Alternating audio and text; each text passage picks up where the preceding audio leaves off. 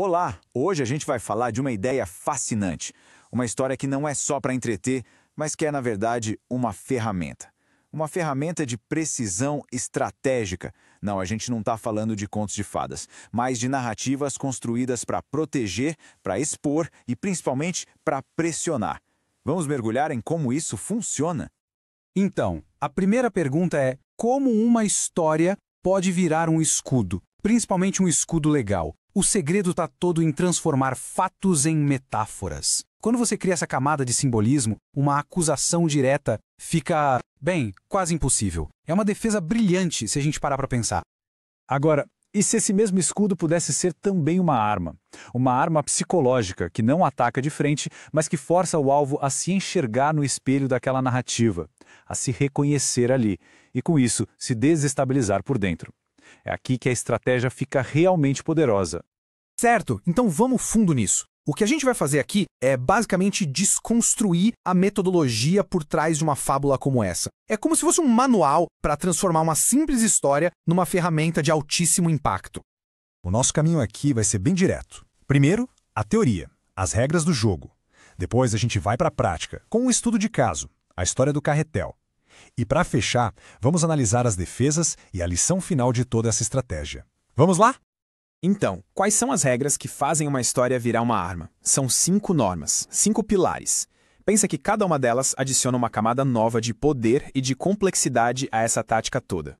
Olha só como as camadas funcionam juntas. Tudo começa com a proteção legal, usando ficção e símbolos. Ok.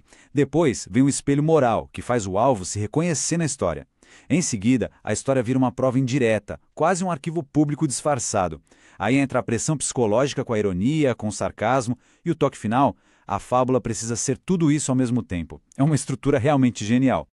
E aqui tá a beleza da coisa. A estratégia é feita de um jeito que qualquer tentativa de negação, qualquer ataque do alvo, só serve para fortalecer a história. Ao reagir, a pessoa basicamente confessa que se viu ali. Ela fica presa no próprio jogo que criaram para ela. E isso nos leva direto para a prática. Vamos ver como essas 5 regras funcionam na vida real com a fábula do carretel. Fiquem de olho porque cada um dos princípios que a gente acabou de ver vai aparecer aqui, em ação.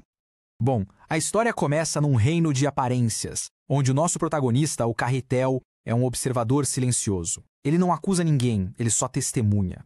E transforma tudo o que vê em fábulas, sem nunca citar um nome. Ele está usando a ficção como escudo. É a primeira regra funcionando perfeitamente.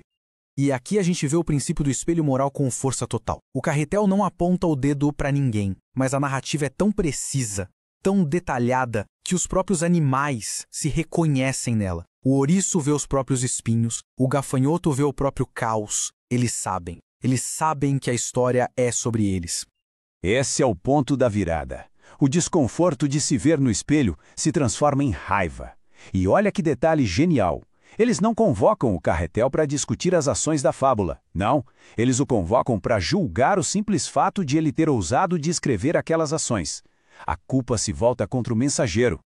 A primeira reação é um clássico, né? Acusar o mensageiro de perturbar a paz. Mas que paz é essa? É a paz da conveniência. É o silêncio que esconde a sujeira debaixo do tapete. A fábula está claramente funcionando. A segunda acusação é praticamente uma confissão. É a prova de que a quarta regra, a da pressão psicológica, foi um sucesso. O objetivo era exatamente criar esse desconforto e eles admitem com todas as letras que funcionou. E aí vem o golpe final. A acusação que revela tudo. A transparência é vista como um perigo. O simples ato de registrar e refletir a realidade é visto como uma ameaça para o grupo.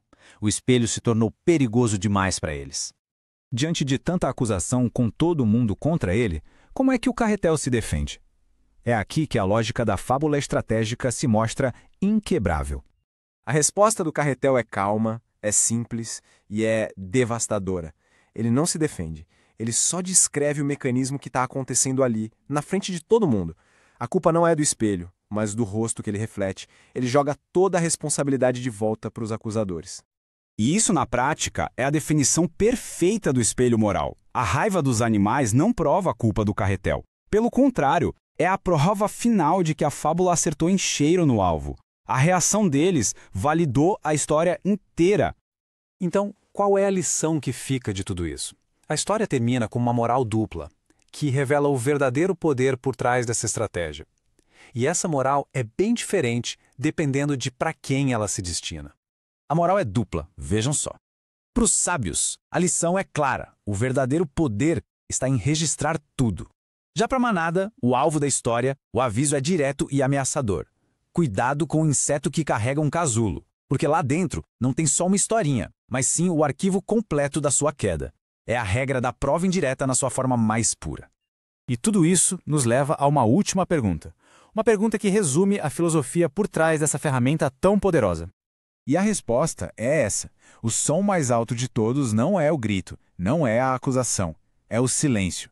O silêncio disciplinado de quem observa, registra tudo e transforma a realidade em uma arte que não pode ser atacada, só esperando o momento certo de agir.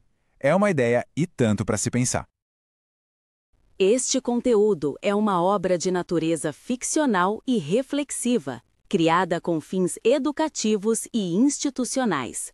Qualquer semelhança com pessoas ou situações reais é mera coincidência e serve unicamente como convite à reflexão ética e institucional.